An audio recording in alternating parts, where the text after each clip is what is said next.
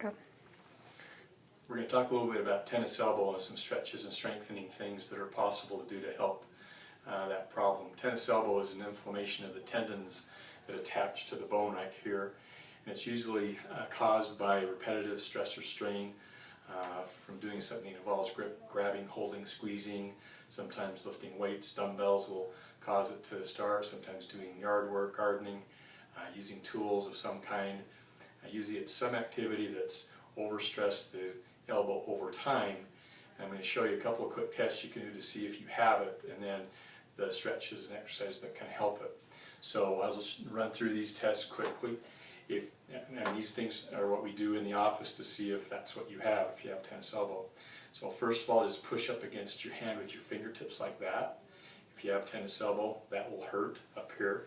With your wrist, push up. If that hurts up here, then you have tennis elbow. Squeeze your fingers. If that hurts, you may have it. And big squeeze like that. If that hurts, that's another test. And then try to rotate your hand that way and then in that way.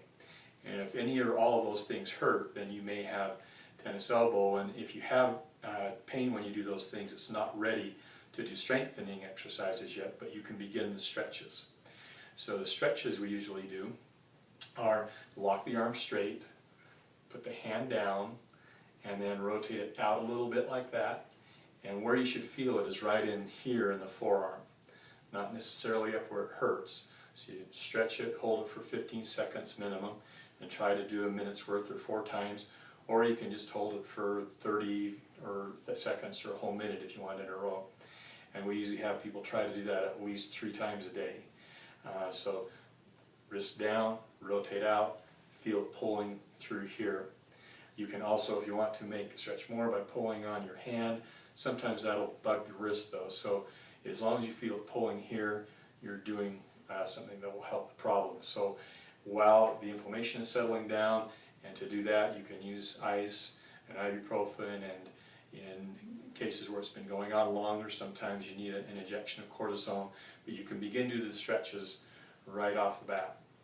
Another thing you can do that helps stimulate healing is to do a cross fiber massage on it.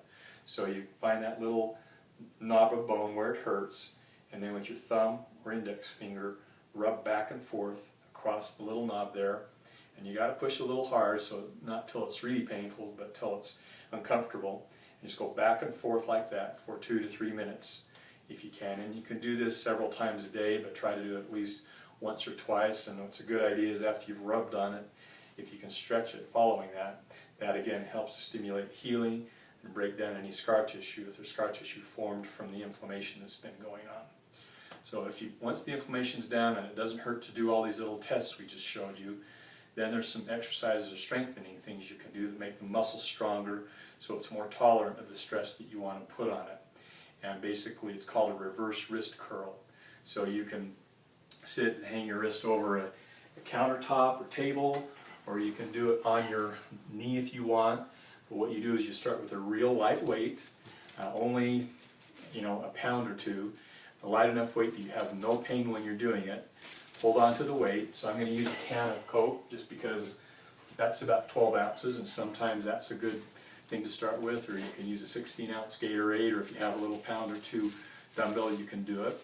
And what you're going to do is you're going to rest your arm so it's not hanging out in the air with your elbow bent, and you're going to go up fast and down slow. Up fast, down slow. So just think of it as 3 count. 1, 2, 3. Down. 1, 2, 3. 1, 2, 3. The down part is actually what strengthens the tendon. It's called an eccentric load on the tendon, and that's what helps the tendon get stronger. Again, don't do these through pain. We usually recommend you start with 15 repetitions if possible, and work up to 30 repetitions with whatever weight you're using. And if you can do 30 repetitions and 3 sets with that amount of weight, then you can increase the weight by 1 to 2 pounds. Again, always stay pain-free when you're doing the exercise. The only thing you should feel is maybe a little fatigue in the muscle here, but no sharp pains when you're doing it. If you feel that, don't keep doing it.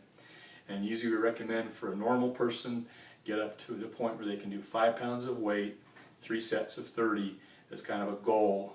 Most people, if they can get to that point, will be helped in terms of preventing its recurrence. Another thing a lot of people use is little straps on the elbow. That can help if you are using the arm to do activities when it's still sore. They're available at Walmart or pharmacies, Walgreens. You can usually go to the area where they have little foot supports and ankle braces and find a strap. And if you put a strap on, it needs to go below the little knob where it hurts, right around the arm. And you should feel, when you make a fist, you should feel the pressure of the strap on there. And again, just wear it when you do activity things while there's still some inflammation and soreness going on. Again, it may take more and more involved treatment regimen. It's been sore for longer than 4 to 6 weeks. A lot of times it takes cortisone injection once to get the inflammation down so that then you can start the exercise things. But anybody can usually start doing the stretching stuff right off the bat. Thanks for your attention, and call us if you have any questions.